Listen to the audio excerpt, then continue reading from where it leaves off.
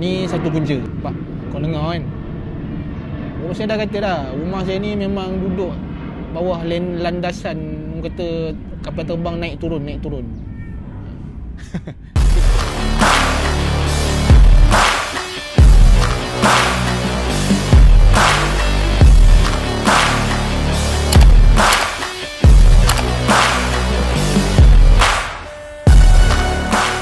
Assalamualaikum warahmatullahi wabarakatuh. Selamat datang ke channel YouTube Sobri Mansur. Kepada korang yang pertama kali singgah menonton vlog saya yang ini, jangan lupa tekan butang like untuk naikkan engagement video yang saya yang ini. Korang boleh tinggalkan komen untuk tanya apa-apa masalah ataupun perkongsian saya. Kalau korang rasa tak faham, korang boleh tanya dekat ruangan komen. Sekiranya video ini memberi manfaat kepada korang pengguna SIM VF3i, bolehlah tekan butang share dan korang share di platform media sosial yang lain.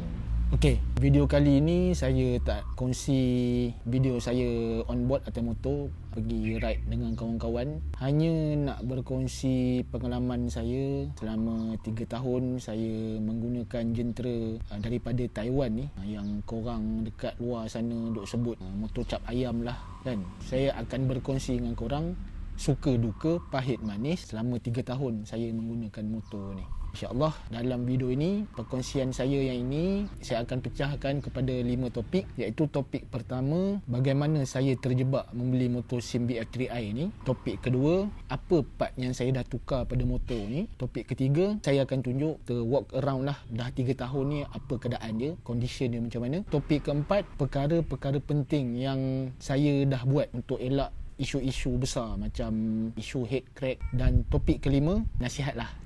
Tak adalah pengalaman tu banyak sangat, nak berkongsi sebagai ingatan kawan-kawan saya yang ada kat channel ni. Nanti saya akan share dengan korang. Okey, mungkin vlog kali ini korang akan dengar macam-macam bunyi lah. Bunyi kapal terbang, bunyi kereta, bunyi enjin motor lalu lalang kan. Benda-benda tu korang abaikan lah, sebabnya saya memang tak boleh nak buat apa. Saya rekod pun dekat laman rumah. Rumah saya ni pula memang duduknya betul-betul dekat bawah laluan bas pula. Bukan laluan bas, laluan kapal terbang, landing dekat KLIA 2, KLIA 1, memang laluan dia. Okay. Kalau korang dengar kejap lagi ada bunyi enjin motor lah, bunyi kereta lah, itu sebab rumah saya ni, laman rumah saya ni betul-betul dekat tepi highway. Bukan tepi highway, betul-betul dekat tepi jalan besar. Benda-benda tu saya minta maaf lah. Oh my god, wow! Video ni rekod bukannya dalam studio, kita buat asal boleh je. Janji konten yang kita share tu adalah sikit info-info yang memberi manfaat. So harapnya korang enjoy lah. Okay. Cerita dia beginilah. Sebelum ni saya memang ada pakai sebiji motor Demak C90. Kalau korang tengok pada gambar yang saya share tu, itu adalah model dia. Kalau zaman saya dulu ada sebiji motor kita panggil Honda Seluang. Dia punya handle dia tu unik. Dia macam bentuk U kan. Memang lawa lah, memang cantik lah. So Demak ada keluarkan model tu balik. Disebabkan saya memang minat dengan model Honda Seluang dulu, saya pun belilah motor tu. Saya beli pada tahun 2017. Pakai 3 tahun, ulang-alik pergi kerja, rumah TBS balik rumah. So tahun 2020 dia ada buat hal sikit lah. Isu dia, skru pada fork depan tu dia dah loose. Saya bawa motor tu pergi kerja, on the way nak pergi kerja tu, fork tu jatuh atas jalan, bersepai atas jalan, kena langgar di kereta. Habis. Damn! So sekarang ni keadaan motor tu, kau bayangkanlah, motor tak ada fork, memang kelakar lah rupa dia kan. Saya pun cubalah cari part nak beli, cari dekat Shopee barang Demak ni. Model dia Eco 110. Tak ada. Bila tak ada, cubalah nak buat custom. Tanya dengan kedai, tanya kawan-kawan mana yang nak buat, yang boleh custom kan. Motor Honda guna fork EFI ke, tak boleh masuk. Dah try. Saya ni tak adalah pandai sangat, tapi bila tanya, saya pun cubalah. Tapi manakala benda tu jadi gagal pada saya pun tanyalah dengan rumah nak beli motor kan. Cubalah buat survey. Tapi sebelum tu saya survey lah model-model lain macam Yamaha. Ni satu punca. Pak, kau dengar kan? Oh, saya dah kata dah, rumah saya ni memang duduk bawah landasan, orang kata kapal terbang naik turun. Okey, kita balik pada topik kita balik. Sebelum saya beli survey motor Shin BF3i ni, banyak jugalah model-model motor yang saya cuba buat survey. Waisuku, Yamaha LC, RS, RFS, apa lagi? Skuter. Waktu tu saya tak minat skuter ni. So macam-macam lah. Tengok harga dia, berapa bayar bulan, berapa kena bayar muka, tu harga dia total semua kena bayar berapa, harga market berapa, macam-macam lah. Kemudian bila saya survey yang model yang ni, tengok jenama Taiwan, harga dia pun okey. Waktu tu harga dia bawah 10,000. Lepas tu CC pula besar. Lepas tu buat survey dekat dalam Facebook, join group 3i. Waktu tu lah tahu macam-macam masalah, macam-macam orang kata kerenah tentang motor ni. So saya pun fikir 2 kali. Lepas tu pergi buat survey dekat kedai motor di Serdang, deal dengan Uncle Wong. Saya jumpa video dia kat dalam YouTube lah, Uncle Wong, SS Bikers Serdang. Pergi tanya dengan dia, cuba submit loan. Harga pula dia bagi cantik punya kan. Bayar bulan-bulan okey, saya mampu nak bayar bulan-bulan. 2 hari lepas tu loan approve. Dia tanya dengan saya nak pilih colour apa. Saya pun bagi tahulah nak colour merah, yang latest punya VF3i LE Pro V3. So yang inilah colour dia. So jadilah orang kata gelaran tuan punya motor Cak Ayam. Cak Ayam tak Cak Ayam, janji alah membeli menang memakai kan. Gitulah sejarah cerita dia. Part apa yang saya dah tukar pada motor ni? Okay, kalau nak ikutkan selama 3 tahun saya dah pakai ni, tak adalah orang kata dia punya penggunaan dia tu heavy sangat. Just ulang alik pergi kerja, kemudian buat sesi ride dengan kawan-kawan. Wish, tu heavy lah tu kan.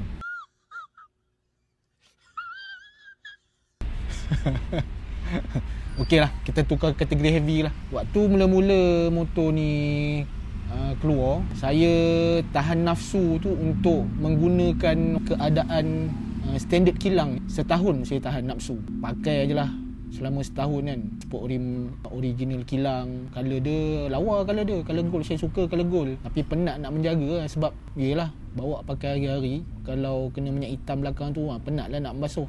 So selama setahun tu saya tahan. Kawan-kawan duk racun, suruh tukar itu, suruh tukar ini kan. Saya lantak kau lah, kita buat cara tak ada berduit apa, kita biar tu, layan je dulu kan. Sampai tayar belakang tu betul-betul botak tengah, barulah saya tukar.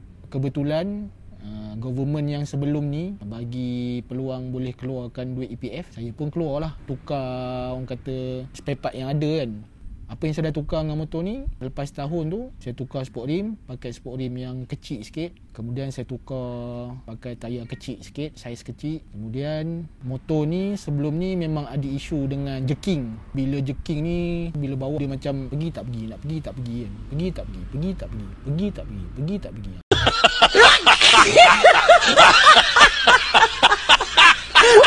Jadi saya buat survey, isu dia berpunca daripada getah damper dalam rumah kelas. Saya teruslah tukar pakai hyper class. So motor ni sekarang memang pakai hyper class lah daripada Espada.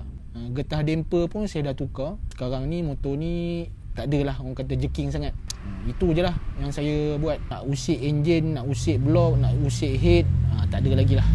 Saya lebih kepada umur-umur dah, umur 43, 44 ni, setakat boleh lock throttle atas highway 313, 14 selamba je lah. Tapi kalau nak tunduk udang, bukan zaman saya dah lah. Itu je lah yang saya buat, lain tak ada.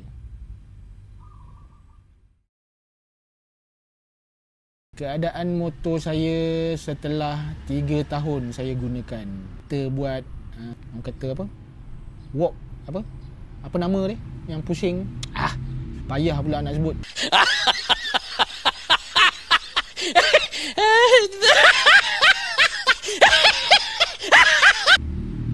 Kita buat pusing keliling lah. Tengok mula saya tunjuk mileage motor ni lah. Okey, mileage motor ni baru 54,530. Sepatutnya sekarang ni kena buat servis top ni, top set ni. Tapi tunggulah, model tak berapa nak ada ni. Harga nak buat servis top ni pun keras juga kan. Okey, ni keadaan saya punya ni, malas nak membasuh. Biasalah berabuk kan. Ni ada pecah sikit. Saya tak tahu sebab tu hari masa mula beli dia ada free play kat situ. So lama-lama dia boleh gegar, dia pecah. Tapi tak apa, benda tak ada ni sangat. Inilah keadaan dia. Headlamp ni, okey, sebelum ni saya pernah share buat video tentang tukar botol LED. Okey. Ni stiker Ride Amal VF3i Malaysia. Ni grup ni lah yang saya join untuk buat konten video. So sebelum ni pernah pergi ke Pahang, pernah pergi ke Muar, Melaka. So sekarang ni grup ni dia dah tukar nama kepada Roda Amal Variasi Malaysia. Ni enjin pula. Keadaan exhaust saya. Nanti saya nak bagi hitamkan balik exhaust saya tu. Dah beli dah barang, nanti saya buat konten lah. Motor ni kotor sikit. Yalah, hujan 2-3 hari ni. Ni semua standard. Cuma sport rim je lah. Sport rim dah tukar. Exhaust pun standard. Nampak ada calor sikit. Tu hari terlanggar dinding tiang rumah saya, tersilap. Ni box pun box ori. Itu je lah. Standard semua, standard.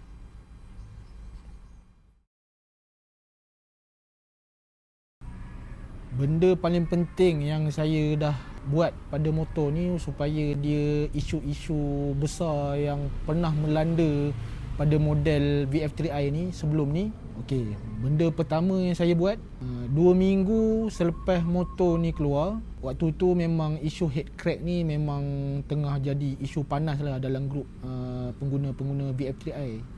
So ramai yang mengeluh kata baru pakai 3 bulan, bila lalu bonggol kan, lalu bonggol dia bunyi ketek-ketek kan. Cari info, rupanya isu tu adalah berpunca daripada keadaan kita punya blok tak center lah. Saya pun cari info, terjumpalah satu bengkel di Segambut, RZ Bikers Performance. Kalau korang cari info tu dekat Google Map, korang akan jumpa. Saya pun contact terus dengan owner bengkel, Along. Saya bagi tahu dengan dia saya nak buat recenter engine. Saya pun datanglah bengkel. So dia pun buatlah recenter engine. Alhamdulillah sampai sekarang tak ada lah bunyi ketek-ketek tu, memang tak ada sampai sekarang. Keadaan saya punya head saya pun masih okey lagi. Itulah benda pertama yang saya keluarkan, yang saya buat.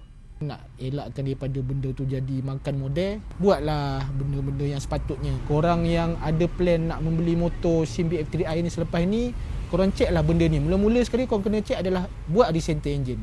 Korang tak confirm ke, korang rasa macam 50-50 ke, saya sarankan pergilah ke bengkel RZ Bikers Performance. Nanti saya akan share nombor kontak Along, owner bengkel ni. Benda kedua, sebelum ni ada isu dengan handle dia bergoyang. Saya panggil goyang Inul. Inul apa tah? Inul Daratista.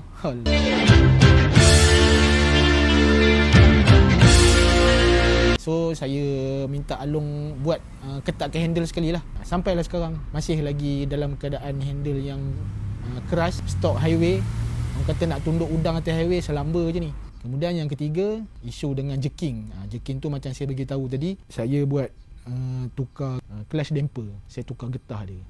Bateri masih lagi bateri kilang, tak pernah tukar lagi.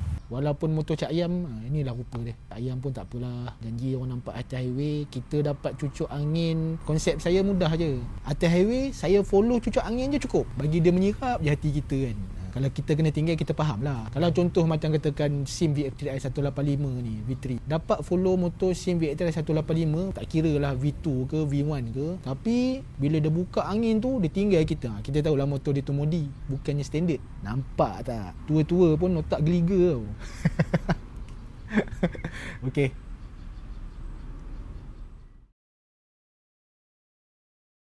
Apa nasihat saya kepada pengguna-pengguna VF3i ataupun bakal pengguna motor Cak Ayam ni? Pada saya lah, tak kisahlah motor tu ada jenama ke tak, kualiti ke tak kualiti. Jadi kita sebagai pengguna ni, pemilik ni, pandai jaga. Setiap kali tiba masa kena tukar minyak hitam, tukar minyak hitam dah ikut masa yang betul lah. Kalau 3,000, selepas 3,000 guna, tukar. Biarlah condition kita punya barang-barang dalam enjin tu, biar orang kata tak adalah rasa stres sangat dengan minyak hitam yang ada kan. Kemudian Kemudian setakat isu-isu cat crack tu sekarang ni banyak bengkel dah boleh buat dah. Macam dulu payah nak cari bengkel yang boleh buat isu recenter engine ni. Sekarang banyak bengkel boleh buat. Banyaklah bengkel yang boleh buat model ni. Kalau dekat TikTok tu berlambak. Lepas tu pada saya standard tu sebenarnya indah, tapi kalau korang rasa korang boleh hadap dengan risiko modi motor ni, tu terpulang pada cita rasa masing-masing. Saya pun ada sebenarnya keinginan nak modi sebenarnya, tapi itulah risiko dia tu saya kena fikir jugalah. InsyaAllah ada rezeki lepas ni. Ingat nak buat remap ECU, kita anjakkan sikit cut off. Macam sekarang ni cut off untuk motor ni 10,500, tapi kalau kita anjakkan cut off lepas 12 kan, barulah orang kata sedap sikit. Tapi itulah, kalau anjakkan cut off ni risiko atas diri sendirilah. Jangan perkecilkan orang yang pakai motor standard. Saya tak orang kata tak berbangga dengan geng-geng orang kata orang panggil PCO. Saya bukan pengejar cut off. Standard tu memang indah sebenarnya. Janji atas highway kita boleh follow motor yang modi, yang acah-acah modi, tukar benda-benda macam bunyi exhaust bising, tapi dia bukan main engine pun. Takat nak bagi bising orang macam ni lah kita cari. Bagi dia panas sikit, kita pakai standard, pakai exhaust tak bising, tapi kita boleh follow dia 16, 17, follow belakang dia, main angin je. Bagi dia panas, lepas tu dia agak-agak dia slow lah. Kita pun slow lah. Itu konsep saya sebenarnya. Itu sahaja perkongsian saya pada petang ini. Moga-moga konten video saya yang ini banyak memberi info kepada korang, terutama kepada pengguna motor cak ayam, dan juga kepada korang yang masih lagi mencari model jenama SIM VF3i ini. Sekiranya video ini banyak memberi info, saya harap selepas pada ini korang rasa tak ada ragu-ragu lah untuk korang nak memiliki enjin Taiwan ni. So sekiranya video ini memberi info yang bermanfaat, jangan lupa korang like untuk naikkan engagement, korang tinggalkan komen. Sekiranya ada benda yang korang rasa ragu-ragu nak bertanya, dan sekiranya video ini memberi manfaat, sudi-sudikanlah tekan butang share untuk korang kongsi di platform media sosial yang lain. Itu saja daripada saya, Sobri Mansur. Semoga korang terus dilimpahkan rahmat dan dimurahkan rezeki. Okay, jumpa lagi di next video. InsyaAllah next video ni saya akan buat video vlog on board atas motor. Okay, jumpa lagi. Bye-bye. Assalamualaikum warahmatullahi wabarakatuh. Ingat, standard itu memang